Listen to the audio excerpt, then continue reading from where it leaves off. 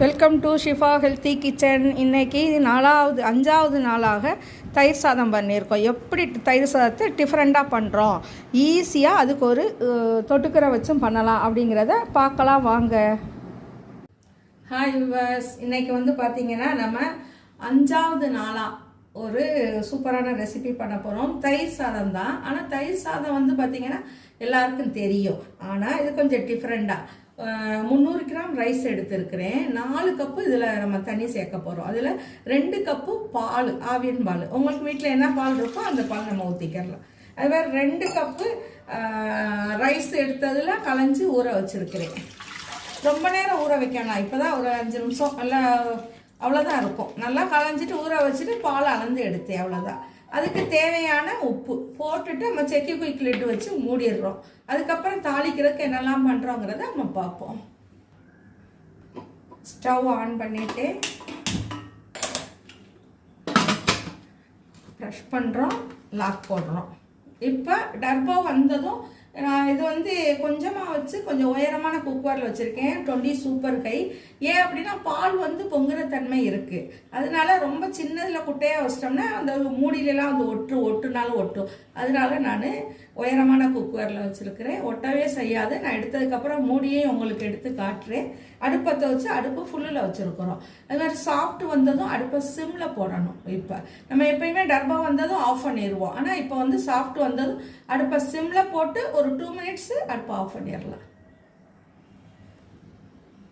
உங்களுக்காக விட்டு போச்சு. இது கொஞ்சம் டிஃப்ரெண்ட்டாக என்ன பண்ணலாம் அப்படின்னா 3 உங்களுக்கு ஒரு உருளைக்கிழங்கா, 2, 3, 4 எவ்வளவு தேவையோ க்ளீன் பண்ணி ஸ்கின்னை எடுத்துட்டு அதிலே நம்ம அப்படியே போட்டுடுறோம். ஆனால் ரைஸுக்கு தான் நான் உப்பு போட்டிருக்கேன், உருளைக்கிழங்குக்கா இல்லை. இப்போ நான் செக்கி குயிக் லிட்டு வச்சு மூடுறேன். ஏன் அப்படின்னா 1 பார்ட் ரெசிபிலே உங்களுக்கு சைடிஷும் சேர்த்து செஞ்சு காட்டுறேன். நம்ம சாஃப்ட் வர்றதுக்கு முன்னாடியே சாஃப்ட்டுக்கிட்ட மேலே இருக்க டர்போ மேலே இருக்க ரெட் மார்க் வந்தது. ஒரு நிமிஷத்தில் இப்போ நம்ம சிம்லேயே வச்சிடலாம். இப்போ நான் அடுப்பை சிம்மில் வைக்கிறேன். ஏன்னா பொங்குற மாதிரி தெரியறதுனால அந்த மாதிரி கொஞ்சம் கம்மி பண்ணி வச்சிடலாம். இந்த பக்கம் நம்ம தாளித்து வச்சிடலாம். இதை தாளித்து வச்சுட்டா தான் அதுக்கப்புறம் நம்ம அதை போட்டிருக்க உருளைக்கிழங்கு எடுத்து தாளிக்கிறதுக்கு சரியாக இருக்கும். நான் இப்போ அடுப்பில் வச்சதும் இதை தாளித்து வந்துருக்கலாம். வேறு ஒர்க்கில் போயிட்டேன். ஆனால் இப்போ தாளிச்சிடலாம். இன்னும் அது முடியலை. இப்போ வேறு ஒர்க்கு தாளிச்சிடலாம். இதுவும் நம்ம நல்லெண்ணெய் தான் ஊற்றுறோம். பட்டர் வேணாலும் போட்டுக்கிறலாம் வேணுங்கிறவங்க. தாளிக்கிறதுக்கு கடுகு, கடவுள்நம்பருப்பு, ஜீரகம்.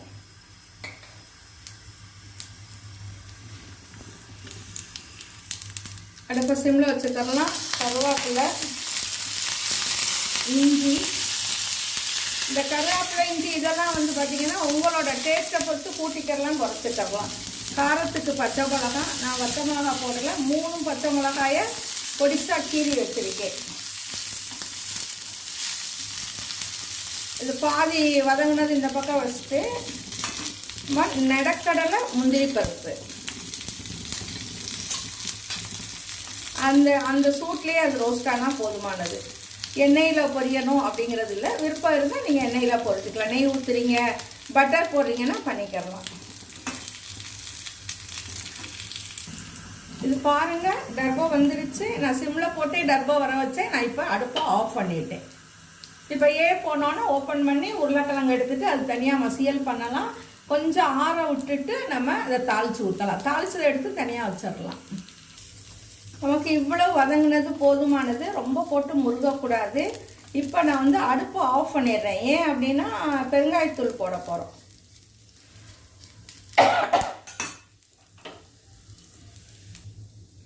பெருங்காயத்தூள் உங்களுக்கு வாசத்துக்கு இருந்தால் போடலாம். நான் ஒரு சின்ன ஸ்பூனில் ஒரு 1/4 ஸ்பூன் போட்டிருக்கேன். அந்த ஹீட்டு போதுமானது. அதாவது ஆஃப் பண்ணி 1 நிமிஷம் ஜெண்டு தான் இதை போடுறேன். நான் கருவீரக்கூடாது. அதுக்காக இதில் இன்னொன்று டிஃப்ரெண்ட்டாக குடமிளகா போடுறோம். அது ரொம்ப கிரன்சியாக சாப்பிட்றதுக்கு ரொம்ப நல்லா, பார்க்க கலர்ஃபுல்லாக நல்லா இருக்கும். ரொம்ப வெந்துடக்கூடாது. அதுக்காக இப்போ போட்டேன். அடுப்பை ஆஃப் பண்ணி தான் வச்சுருக்கேன். அதே குக்கர்லேயே இப்போ இருக்கணும். இப்போ நம்ம உருளைக்கிழங்குக்கும் மசியலுக்கு தாளிச்சிடலாம். இப்போ ஹாட் பேன் வச்சுருக்கேன். ஹீட் ஆகிடுச்சு, ஃப்ரீ ஹீட் ஆகிடுச்சு. இப்போ இதுக்கு வந்து பார்த்தீங்கன்னா தேங்காய் எண்ணெய் ஊற்றுறேன். எனக்கு தேங்காய் எண்ணெய் தான் பிடிக்கும், அதனால ஒரு 2 ஸ்பூன் ஊற்றிக்கிறேன். உருளைக்கிழங்கு மசியலுக்கு உருளைக்கிழங்கு தனியாக வேக வச்சுட்டு இது கஷ்டப்பட வேணான்னு தான் நம்ம 1 பாட் ரெசிப்பியாக ரைஸ்லேயே போட்டிருக்கோம். கருவேப்பிலை, சீரகம்,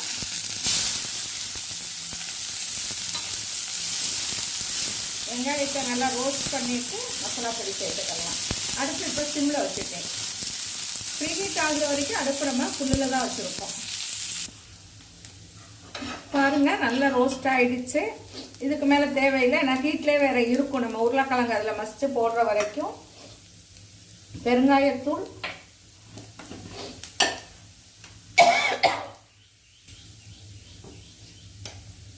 மிளகாப்பொடி, தனி மிளகாப்பொடி, அதே மாதிரி கொஞ்சம் வாசத்துக்கும் டேஸ்ட்டுக்கும் கறி மசாலா பொடி. அவ்வளோதான். அடுப்பை நான் ஆஃப் பண்ணிட்டேன். உப்பையும் இதோடய சேர்த்துக்கலாம். அந்த ஹீட்லேயே அது அப்படியே ரோஸ்ட் ஆகி கிடக்கும். நம்ம உருளைக்கிழங்கு எடுத்ததும் மசிச்சு போட்டு ரெடி பண்ணிடலாம். அப்போ நம்மளுடைய டைம் மிச்சங்கிறதுக்காக மார்னிங் பண்ணையில் உங்களுக்கு ஏம்சி குக்கர் அடுப்பில் வச்சு இறக்கவங்களாட்டி எல்லாத்தையும் தாளித்து வச்சுக்கிட்டா டைம் சேவிங்காக எல்லாத்தையும் காட்டு. இந்த அவ்வளோதான், ஏர் குறைய போகுது. ஏர் ரிலீஸ் ஆகிடுச்சு. நான் ஓப்பன் பண்ணுறேன். பாருங்கள், லைட்டாக பாலெல்லாம் ஒட்டி தான் இருக்குது. ஃபஸ்ட்டு வந்து ஏர் லீக் ஆச்சு. அப்போ திறந்து பார்க்கல ஒட்டி இருந்துச்சு. மறுபடியும் கரெக்ட் பண்ணேன். பரவாயில்ல. இது எப்படி கழுவுறதுன்னு அடுத்த வீடியோவில் காட்டுறேன். இப்போ பாருங்கள், பார்க்கையில் எப்படி இருக்குது, எல்லாம் குழஞ்சிருக்கா. இப்போ நான் உருளைக்கிழங்கு மட்டும் தனியாக எடுக்கிறோம்.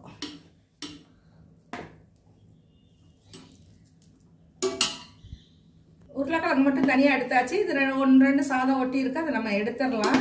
ஆறவும் இது நல்லா